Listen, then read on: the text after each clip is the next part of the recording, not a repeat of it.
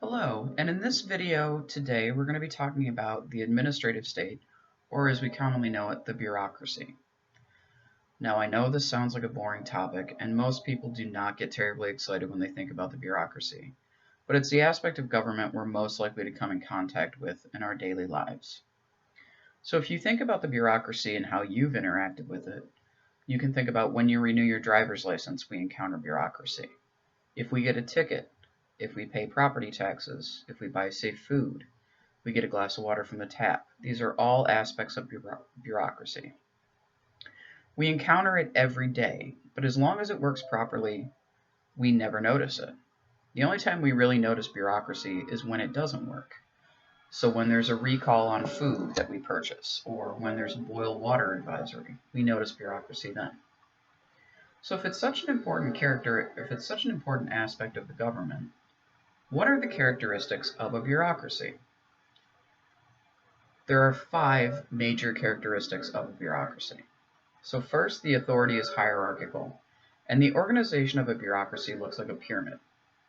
At the top, there are the fewest people with the greatest authority, and then at the base of the pyramid, there are the most people with the least authority. So if you think about it, one person is in charge at the top, and then those people who are at the bottom, who are likely the folks we encounter, are the ones who have the least authority.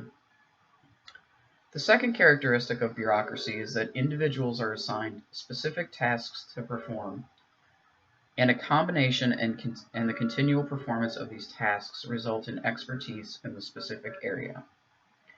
So if you go in to renew your driver's license, they have a specific task. It's to deal with transportation-related issues. You can't go in there and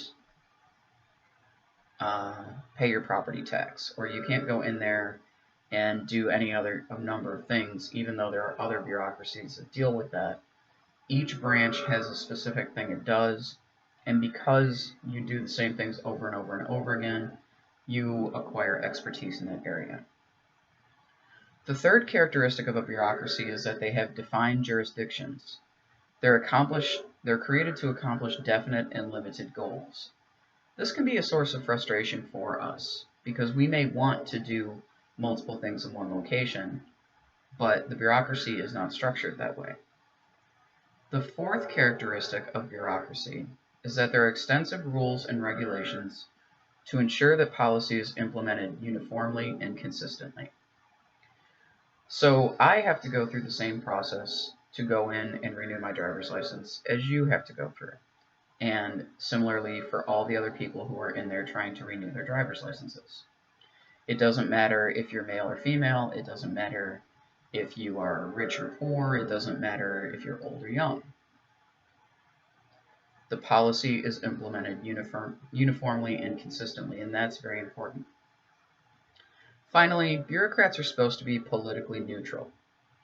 The reason for this is because they follow comprehensive and detailed rules that depersonalize administration.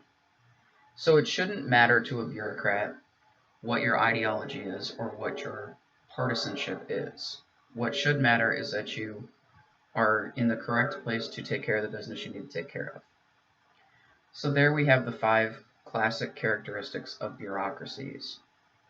As you read through the material this week, think about your own experience with bureaucracies and evaluate how your experiences measure up against the book's experience.